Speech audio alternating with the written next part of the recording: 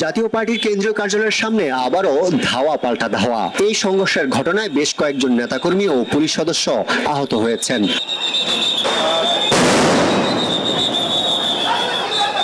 রাজধানীর কাকরাইলে দলটির পার্টি অফিসের সামনে বিকাল ৩টায় বেশ কয়েকটি দাবি আদায়ে কর্মী সমাবেশ শুরু হয়।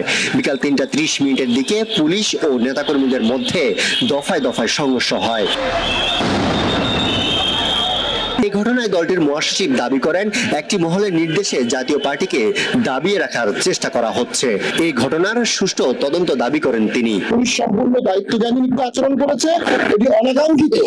আমরা সবসময় আইন শৃঙ্খলা বাহিনীকে সর্বদাই সহযোগিতা করেছি, এখনো করছি, সামনেও করব। কিন্তু একটি রাজনৈতিক দল তার শান্তিপূর্ণ প্রোগ্রাম তার অফিসের সামনে করতে যাবে এবং পুলিশ সেখানে বাধা দিবে, এটা নগ্ন ফ্যাসিবাদের একটি আবির্ভাব হচ্ছে। এদিকে রমনা বিভাগের ডিসি জানান, কোনো ধরনের অনুমতি না নিয়ে সড়ক দখল করে সমাবেশ করা হয়।